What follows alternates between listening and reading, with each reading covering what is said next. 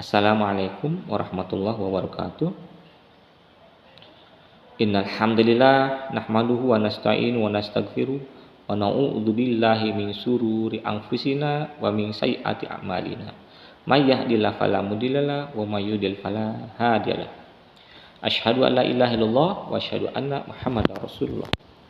Allahumma shalli ala sayyidina Muhammad wa ala ali sayyidina Muhammad. Qala Allah Ta'ala fi kitabil karim. A'udzubillahi minasyaitonir rajim. Bismillahirrahmanirrahim. Inna anzalnahu Qur'anan Arabiyyan la'allakum ta'qilun. Qala Rasulullah sallallahu alaihi wasallam, "Lis-shaimi farahatun." Lis-shaimi farhatani. Farhatun inda fitrihi wa farhatun inda liqa'i rabbih. Hadis riwayat Muslim. Hadirin sekalian, segala puji Rabb semesta alam, membaca salawat dengan membaca Allahumma sholli ala sayyidina Muhammad wa ala ali sayyidina Muhammad. Hadirin sekalian yang Allah muliakan, pada kesempatan kali ini kita akan membahas tentang kebahagiaan bagi orang yang berpuasa, dan konteks pemahamannya melalui ilmu nahwu dan shorof. Wallahu a'lam bil murad.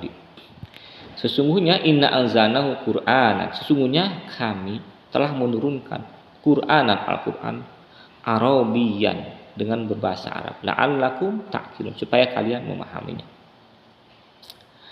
Jadi Al-Qur'an itu dalam bahasa Arab.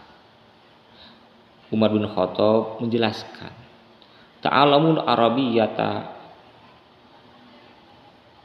fa innaha min dinikum. Belajarlah kalian semua bahasa Arab, karena sesungguhnya bahasa Arab itu adalah bagian dari agama Islam. Jelas sekali.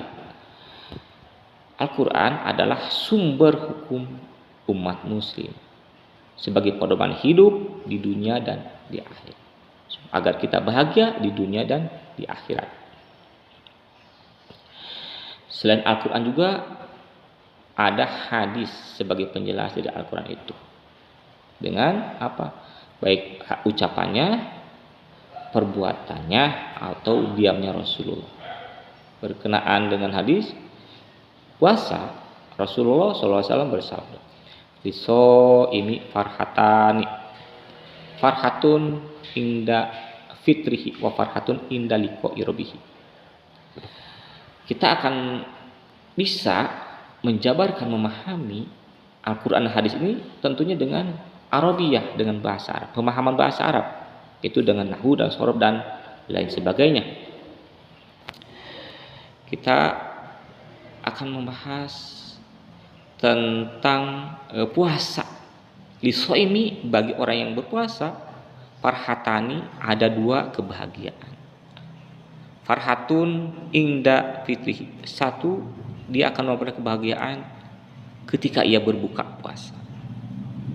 Wa farhatun, yang kedua, inda liqa'i rabbi, akan mendapat kebahagiaan ketika ia bertemu dengan Tuhannya. Bagaimana kita bisa memahami, menjelaskan, memaparkan Al-Quran atau hadis ini? Salah satunya dengan bahasa Arab, yaitu dengan nahwu dan shorof dan logat dan lain sebagainya. Seperti liso ini, bagi orang yang berpuasa. Ini dalam ilmu nahwu disebut dengan khobar muqaddam. Khobar muqaddam itu khobar yang didahulukan, dan mubtada muakhir, mubtada yang diakhirkan. Seperti dalam kitab Alfiyah karang Ibnu Malik itu, wa nahwu ing didirhamun walium motor multajamun fi taqaddumul khabar. Ada kondisi di mana khobar itu boleh didahulukan. Di mana? Kondisi bagaimana? Ketika mubtadanya isim nakiroh dan khobarnya khobar syibah jumlah. Bagaimana dengan lisoimi? Ternyata lisoimi itu adalah syibah jumlah. Jumlah apa? Bagaimana penjelasannya? Menurut Alfiyah, lija birjari wa tanwini wa nidawa'al wa musnadi lil ismi tamyizun hasol. Jadi liso ini adalah Jar dan majrur di lam hujar as-soimi majrur. Jadi khobar jumlah, jadi khobar muqaddam. Bagaimana mubtadanya? Li soimi farhatani. Farhatin adalah mubtada muakhir yang biasanya di awal, ini ditempatkan di akhir. Jadi bagi orang yang berpuasa itu akan mendapat 2 kebahagiaan. Bagaimana bisa ketahuan 2? Karena apa? Karena tasniyah rofa. Rofa itu tandanya doma, waw, alif, nun. Alif ini terdapat pada tasniyah, gitu. Farhatani. Jadi ketahuan, kita bisa memahami suatu ungkapan bahasa Arab itu dengan memahami bahasa. Asalnya itu nahwu. Kenapa harus pakai ilmu nahwu? Sebagaimana dalam Imriti,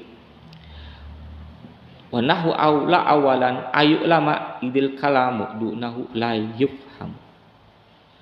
Penting sekali diprioritaskan memahami bahasa Arab itu, mempelajari ilmu nahwu. Kenapa idil kalamu dunahu la yufham? Karena kalam baik Arab, baik Al-Qur'an ataupun hadis, tanpa ilmu nahwu itu sulit untuk dipahami. Itu menurut kitab Imriti. Dan kitab yang dasar sekalipun sama kitab Jurumiyah Lisoimi, tetap itu bisa ketahuan itu kalimat isim. Waksamu salah satu ismun wa fi'lun wa harfun. Ja'a 5. Fal ismu yurbil khabdi wa tanwini wa duhuli alifi wa lam wa huruf khabdi. Wa huruf min wa ila wa an wa ala wa fi wa ruba wa kaf wa lam. Jadi ini adalah huruf jar majrur. Jadi bisa ketahuan bagi orang yang berbahasa farhatani ada 2 kebahagiaan. As-shaim itu kata dasar apa? Soma yasumu sauman. Masdarnya sauman, siaman itu masdar mimnya. Shaimun itu apa?